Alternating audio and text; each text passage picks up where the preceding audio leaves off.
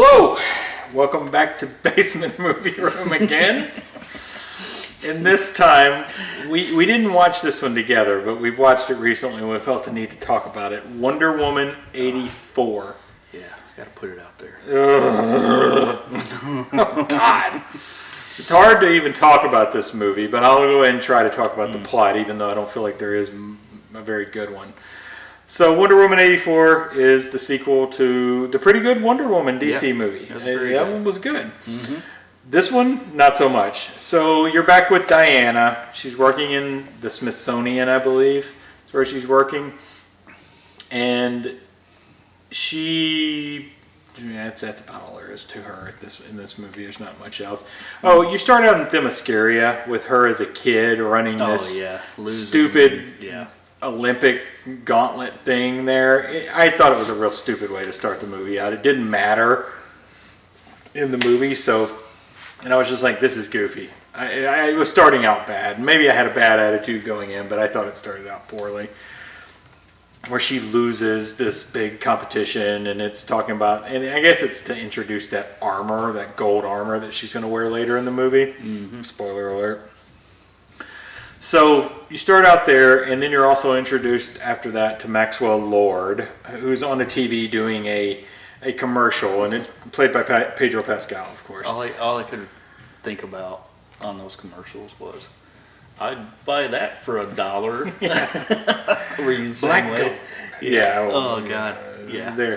It's terrible. It's so corny. And like the worst part is, I was like, I don't think this is how Maxwell Lord is in the comics, and he's not. This Maxwell Lord in this movie has nothing to do with the character in the comics.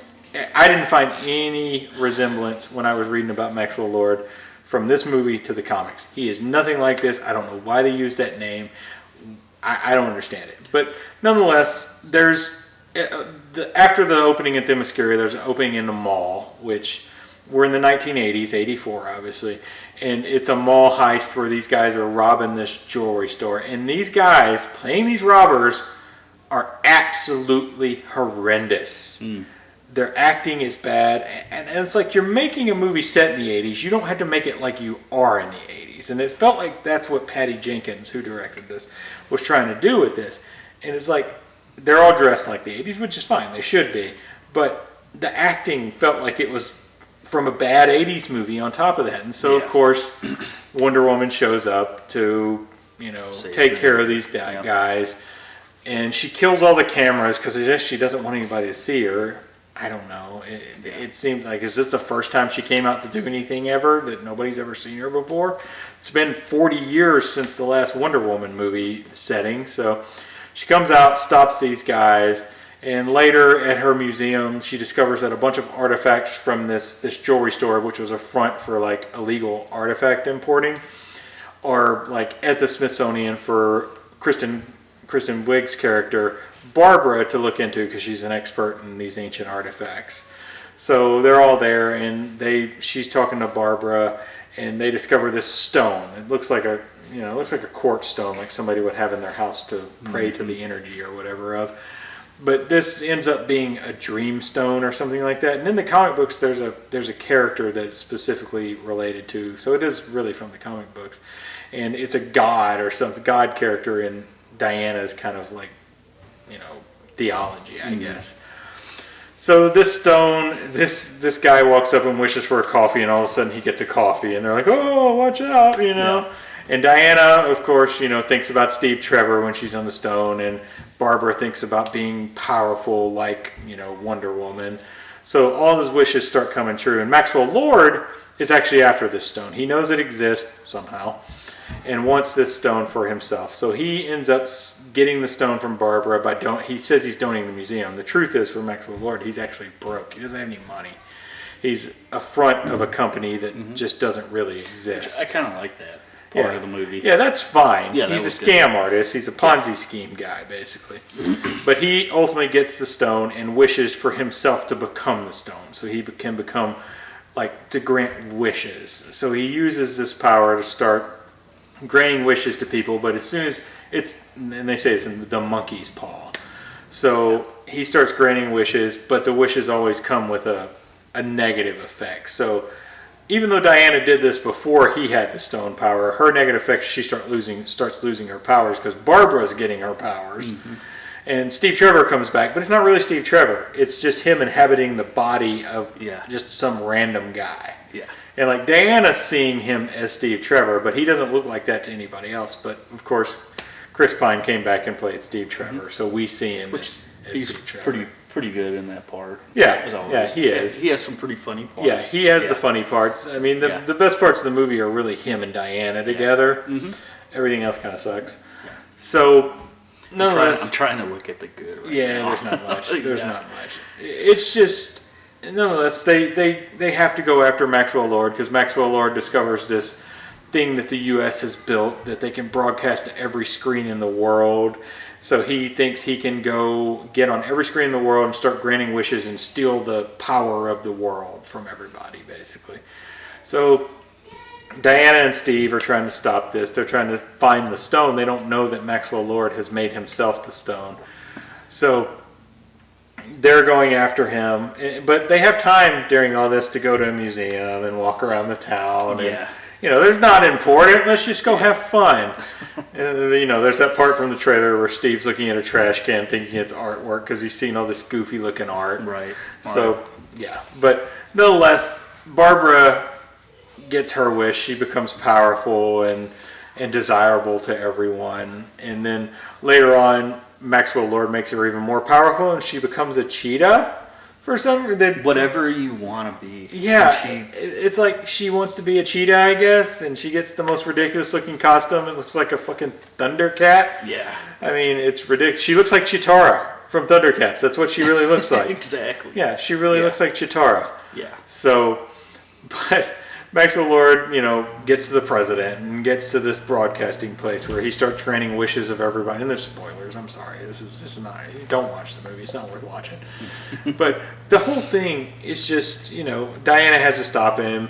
But the goofiest part of the movie, I thought, and I bet you hated this part too, is that in order to get rid of the problems you're having with the wishes, is you just say, I renounce my wish. That's all there is to it. That's it. Just say, I renounce my wish. That's all it takes, and you're good. So she has to renounce her wish. And she says, I renounce my wish, so Steve Trevor's gone. He doesn't even get to play a part in the climax of the movie. Yeah. He gets one cool action from him. She just walks away. He tells her she has to. Yeah. And maybe it's an emotional moment, but it didn't really work. No. It didn't really work. So because it's not really him, it's like, he even says, I'm not really here. It's not me, basically, is what he says. So you just say, I renounce my wish. And that's actually just the resolution to the entire movie. It's just people saying, I renounce my wish. There's no real fight at the end. Diana fights Kristen Wiig's character. Mm-hmm. And apparently she can use high electrical things in water and it doesn't hurt her, but hurts Kristen Wiig's character. It makes no sense. Yeah. But Kristen Wiig had that same power. A lot of it's this movie did not make sense. It's real bad. It's real goofy at times. The dialogue's god awful. The characters. The whole renounce. When she just said, I renounce my wish, and that was it. Starts flying. It's like, are you kidding me? And a stupid ass invisible jet. That did not need to be in a movie. I know that's in Wonder Woman comics, but she's like, I can make the jet invisible. And I'm like, yeah. Also, I don't think Chris Pine could fly a modern jet just from his ability to fly like a P-51. Yeah. Back in the day, I don't think they equate per se, but he does it, and then it's invisible, and it's goofy. That should have never been in the movie. They made this movie shouldn't have gotten made. The choices are bad. The story is just complete junk. Yeah. They could have, just like Black Widow. Yeah. They could have went with a total different movie. It and that would have been great. No. This movie, I don't even know why they made this. It makes no sense. And after the first Wonder Woman, I was kind of excited about it. I was like, okay. Yeah. And another thing is, we've got movies that take place in the same continuity after this, and there's no reference to this. No. The world almost ended. And they're renouncing all these wishes didn't fix everything, because when you get to the end of the movie, everything's kind of screwed up. Yeah, yeah. There's fires and garbage in the streets and everything. Mm-hmm. So it's not like these renouncing of wishes. So you think there might have been some mention of this later on in the continuity, like when they're fighting Steppenwolf in Justice League. They'll be like, well, we got out of that situation in '84 or something, but they don't reference anything. No. We almost died in a nuclear war in 1984, but we're okay. Yeah. And assumingly Batman was alive at the time. He was a kid, though. Same with That's what Bruce. That's probably how his parents died. Yeah. They probably died when that was happening. That's why Batman exists. Yeah. At least that would have been something if they'd have done that. Yeah, Clark It's Kent was 84, maybe young. it would have been a little early for Yeah. that. But there's the movie. Like you said, it shouldn't have been made. It makes no sense. It's terrible. I mean, Wonder Woman sequel needed to get made. Yeah. But not this one. This one. Yeah, not this one. It was terrible. It's embarrassing. And I feel bad. I understand why. I think Patty Jenkins had a Star Wars movie. She still may be doing it, but I think she got pulled off of it after this. But I wouldn't blame them. this was just it was bad. a train wreck. It's bad. I could not. If I went to the theater and watched this, I don't know if I could have got through it because it took It took me 3 viewings to get through this movie. I watched it over a few days. And I watched it and I was like, "This is ridiculous. No, I it's don't bad. want to watch it anymore." And I was like, "Okay, I got to finish it." Yeah. Oh, I can't It's watch also it. It's 2.5 hours long. Yeah, It is That's 2.5 a hours long. That This is a movie should have problem, been too. 90 minutes. It did not need to be 2.5 no, hours long. this movie should have been 0 minutes. Oh, really? Yeah. Yeah, but if it had to exist, 90 minutes would have been okay. So it it did not make a bit It's of real sense. bad. No. And I wasn't sure it could be as bad as the reviews had said, Even but it definitely Pedro is. Pascal is just such a cartoon character. He's hamming it up. Oh yeah, it's just like Yeah. That whole plot line, because he has a son in the movie, and They tried to give him that plot line, it didn't work. give But the, yeah, the it's not villain heart. Maxwell Lord was the wrong character to pick to be that character. He's not even Maxwell Lord actually in the movie. His name is something different, so he's not the real Maxwell Lord. Yeah, he's just a He's con fake. artist. He's a con artist. Yeah, Black Gold. So, He's I'll an buy oil. that for $1. He's an oil guy that tries to sell oil plots like to the masses, kind of like that. I don't know. There's some movie production company that you can buy into these days. That doesn't make any sense, but yeah, Wonder Woman '84. Don't watch that. Yeah. Don't watch it. Stay it's away. real bad. I feel bad for everybody involved. Gal Gadot, Pedro Pascal, Kristen Wiig, anybody else that's in this movie. I feel bad for them. And when she breaks out that golden suit, it's so like it just happens. It's like where did that even? It also doesn't matter. No, it didn't. Like she goes in and fights a few guys with guns, and Yeah. then she fights Kristen Wiig's character in the golden suit, who kind of destroys it for the most part. Yeah. And then Exactly. she takes it off, and it's done. Doesn't even figure into the final battle, which isn't a final battle at all. No, it was. It's just, like make the world feel bad battle. yeah, That's what that was. it was.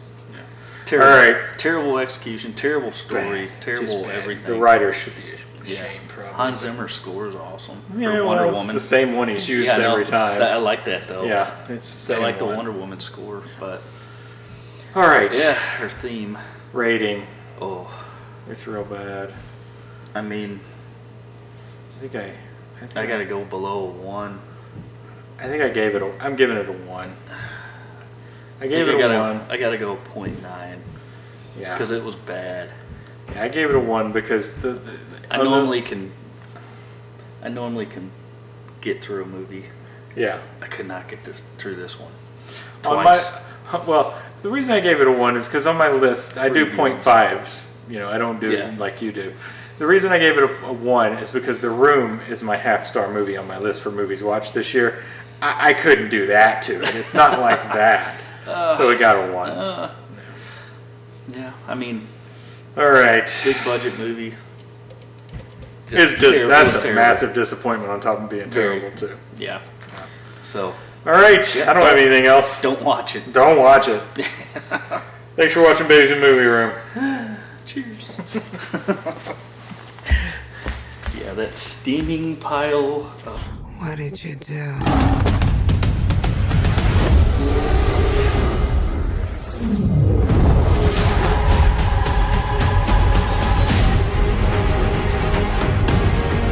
You know, I'm not so keen on this one. I figure you are, but you know what? I'm ready to go. I think we can do better. Parachute pants? Yeah, Does everybody parachute?